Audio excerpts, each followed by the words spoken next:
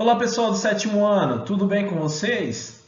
Eu sou o professor Pedro e hoje vamos dar continuidade às aulas de História. Vamos lá? Na aula passada, nós estudamos a decadência do Império Romano, o surgimento dos reinos germânicos e o início da chamada Idade Média Ocidental.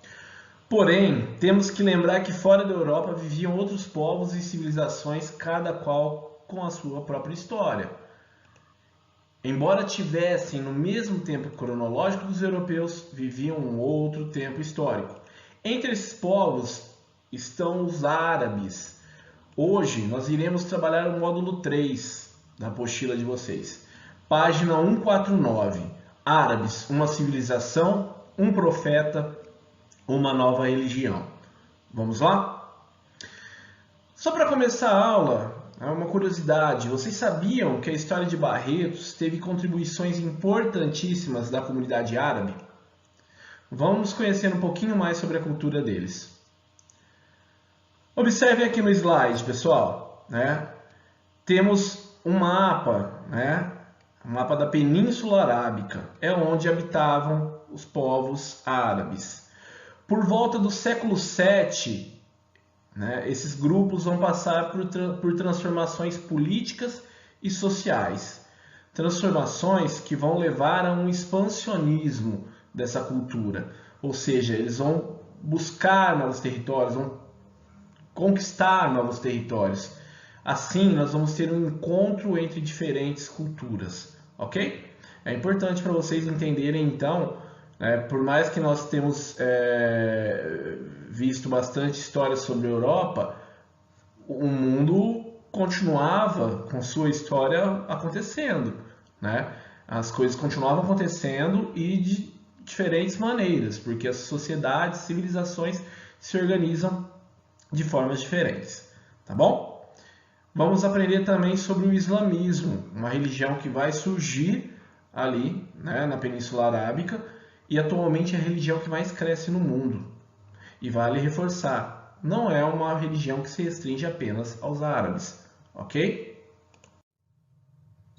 Pessoal, percebam que aqui ao lado também temos outro mapa da Península Arábica, só que ela já tem um pouquinho mais de informações, ok? Essa região é uma região bastante desértica, uma região com vários desertos. As principais cidades vão surgir em pontos de oásis. São locais que vai ter uma fonte de água, em meio a regiões secas, ok? Nesses pontos vão surgir algumas cidades que eram pontos de parada de caravana, onde os grupos de mercadores paravam para abastecer de água, alimento, trocar alguns produtos, ok? Então aí, nesses principais pontos, vão surgir cidades importantes. Eu vou destacar duas para vocês, Meca e Yatreb, que posteriormente passou a ser chamada de Medina, certo?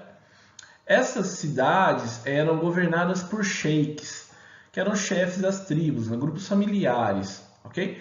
Um grupo bastante importante que nós temos que destacar na cidade de Meca são os Quraishitas, certo? Pessoal, qual que era o principal ponto forte do comércio desses grupos? Ouro, marfim, escravos da África, certo? Então aqui a gente vai ter uma forte relação com o norte da África. Nós teremos aqui também o comércio de tecidos, cereais, armas, azeite, principalmente na região da bacia do Mediterrâneo. Para vocês conhecerem um pouquinho mais sobre esse contexto, antes da criação da religião, esses grupos eram politeístas. O que quer dizer politeísta? Que adora vários deuses. Eles tinham sim um deus principal que era Alá, mas adoravam outras, cerca de 300 divindades, ok? Um templo muito importante para eles era a Caaba, que fica em Meca. A Caaba abrigava os vários ídolos, várias imagens religiosas e a Pedra Negra. Dizem que possivelmente era um pedaço de meteorito, mas a cultura árabe entendia que era um sinal enviado do céu, né? Algo divino, certo? A Caaba era protegida pelos grupos coraixitas, né? Eles que acabavam tendo um maior controle sobre a Caaba e sobre as peregrinações que iam todos os anos para lá. Era uma forma, inclusive, deles lucrarem bastante, ok? O islamismo, então, vai ser a religião que vai surgir, né, nessa Península Arábica, ok? Nessa foto, vocês podem observar, são várias pessoas ao redor da Caaba, ok? Esse templo, né, esse local sagrado para o islamismo. E dentro da Caaba ficavam esses vários ídolos, né, várias imagens das divindades, assim como também a Pedra Negra, ok? Mas as religiões geralmente têm um profeta, né? O Deus, nós percebemos que existiam vários deuses, né, até então, e vários profetas. Só que no caso eu coloquei aqui um profeta, né, que vai se destacar entre os povos árabes, inclusive pela questão da criação do islamismo. Mohammed ou Maomé vai ser o fundador do islamismo, certo? Ele nasceu em Meca no ano de 570 depois de Cristo. Um detalhe importante, pessoal, eu vou apontar para vocês aqui as datas a partir, né, do calendário que nós utilizamos, da contagem de tempo que nós utilizamos, que é uma contagem cristã. Mas os muçulmanos têm o seu calendário a partir da sua cultura, com suas datas mais importantes, ok? Então, em 570 depois de Cristo, do calendário cristão, nós temos aí o nascimento de Maomé. Maomé era um comerciante de caravanas, ou seja, ele era uma dessas pessoas que circulava bastante, né? Andava por várias regiões e entrou em contato com diferentes povos, dentre eles judeus e cristãos, que eram religiões monoteístas, que acreditam em apenas um Deus, certo? Na história de Maomé existe um evento bastante conhecido que é a Noite da Revelação, ou Noite do Destino. Nessa noite ele recebeu a visita do arcanjo Gabriel, no qual ele teve uma revelação, uma anunciação de que o único Deus a ser seguido deveria ser Alá, ok? Daí para frente, Maomé vai iniciar a sua pregação monoteísta. Ele passa a ser um profeta de um Deus único. Ele passa a ser o profeta de Alá. Aos poucos, Maomé vai conseguir alguns seguidores, certo? Para essa nova visão de religião. Porém, ele vai sofrer uma série de perseguições dos grupos coraixitas. Lembrando que várias pessoas iam até a cidade de Meca para visitar a Caaba, que era um local de vários deuses. E adorar um único Deus, né, entraria em conflito com essa ideia dos coraixitas, ok? O que poderia prejudicar as peregrinações, o que poderia prejudicar, de certa forma, o comércio e os lucros desse grupo, certo? Aí teremos um evento bastante importante para a tradição islâmica, que é a Hégira, ok? É muito importante. Tanto que no calendário cristão, o marco inicial é o nascimento de Cristo, né? Tudo que vem antes de Cristo, depois de Cristo. Para os muçulmanos é A.H, antes da Hégira e depois de Hégira, ok? Hégira, então, vai ser no ano 622 do calendário cristão, quando Maomé parte de Meca para a cidade de Iatrebe, né? Então, olhem no mapa aqui, onde estava Meca. Maomé vai partir para Iatrebe, ok? Nessa cidade ele passou a difundir os seus ensinamentos dessa religião monoteísta. Ele conseguiu vários seguidores e rapidamente se tornou um governador, né? Se tornou uma pessoa forte ali. Conseguiu muitos adeptos, muitos fiéis, certo? tanto que Yatreb passa a se chamar Medina, né, que significa cidade do profeta, certo? Em 630 ele reúne seus seguidores e entra, né, vai para Meca e destrói todos os deuses, né, todas as imagens de deuses que estavam presentes na Caaba, porque isso era tido como uma idolatria, como algo negativo aos olhos de um monoteísmo, certo? O único artefato que permaneceu foi a Pedra Negra, que passou a ser um símbolo de Alá, ok? Então a religião passou a ser difundida e se consolidou bastante na Península Arábica. E mais tarde essa religião seria responsável pela unificação de todos os povos árabes, certo?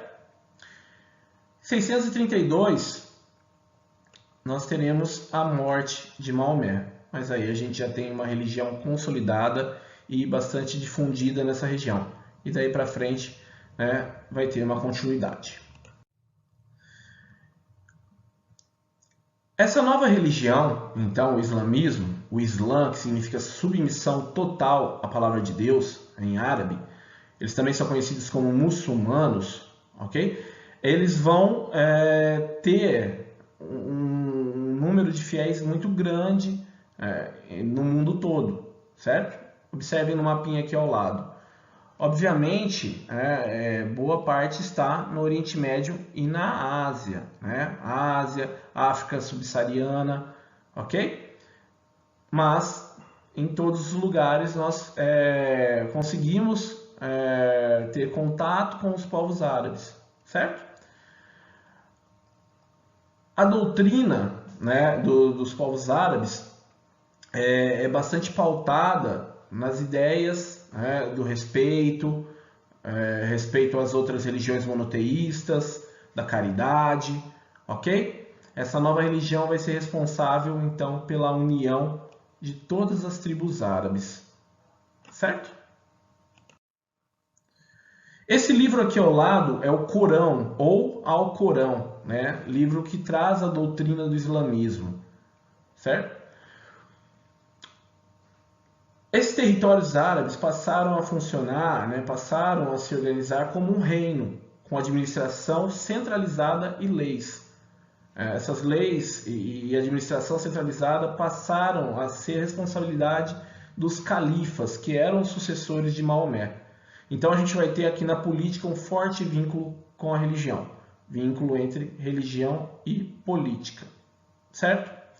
Nós vamos ter dois grupos distintos, né? Embora sigam o islamismo, vão ter algumas visões diferentes sobre a religião, que são os sunitas, que seguem a Suna, um livro de pregações e atos de Maomé, né? Assim como o Corão, que é o mais importante, que é o primeiro documento escrito em árabe, que traz ensinamentos religiosos, regras de conduta, né, cotidiana, sobre higiene, relações familiares, traz questões científicas também, tá? É considerado então a palavra de Alá, que veio através do arcanjo Gabriel e profetizado, passado adiante por Maomé. Então é um livro muito importante. Os sunitas então acreditam em ambos os livros, na Suna e no Alcorão. Já os xiitas apenas no Corão, ok? Os xiitas hoje estão principalmente no Irã e no Iraque. Ok? Quais são os pilares do islamismo, as regras básicas do islamismo? Então, crer em um único Deus e aceitar que Maomé foi seu profeta, rezar 5 vezes por dia voltado em direção a Meca, dar esmola e ser generoso com os pobres, jejuar durante o dia no mês do Ramadã, ir a Meca ao menos uma vez na vida, se tiver condições para isso, ok?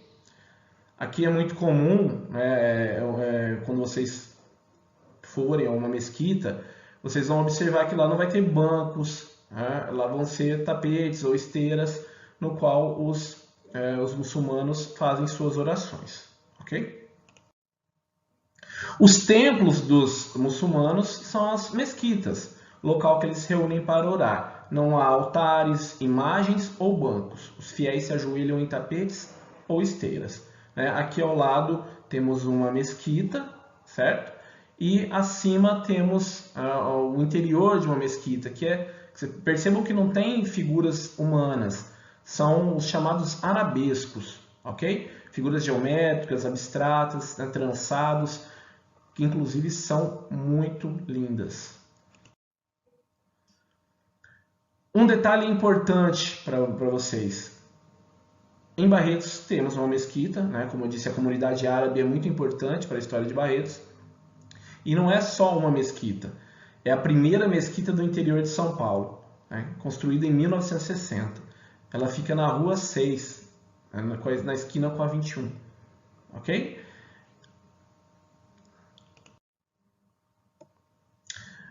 O islamismo proíbe a representação de Alá ou qualquer ser vivo. Vale reforçar que árabe e islâmico não são sinônimos, não são a mesma coisa.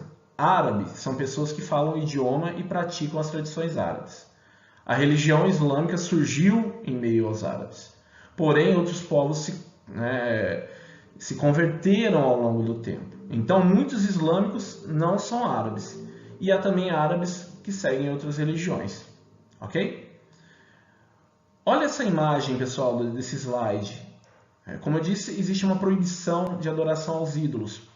Então, foi amplamente utilizado o arabesco, que são essas decorações, certo?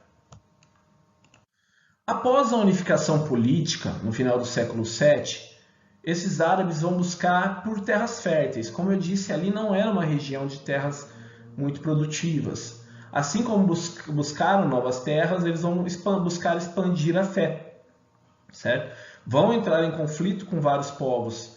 Outros vão aceitar facilmente o contato com essa cultura diferente, ok? É importante ressaltar então que eles formaram um vasto império, que vai ocupar territórios da Palestina, do Egito, da Líbia, da Síria, da Pérsia até a Índia. Dominou algumas partes, inclusive do Império Bizantino, né? Percebam que eles vão então partir, né, da cidade de Meca para vários outros pontos, chegando inclusive à Península Ibérica, né, que hoje corresponde ao território de Portugal e Espanha, ok? Eles só não vão avançar mais porque aqui eles vão passar por uma batalha com os francos que nós vimos anteriormente. Então eles vão parar por aqui a expansão deles, certo?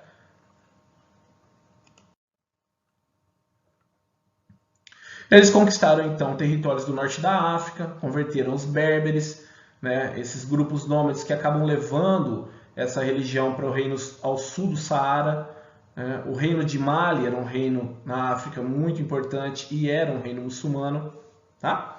E a Península Ibérica, como eu expliquei para vocês, eles conquistam esse território que era um reino dos visigodos, era um reino germânico, e só não expandem mais porque eles vão entrar em choque com os francos.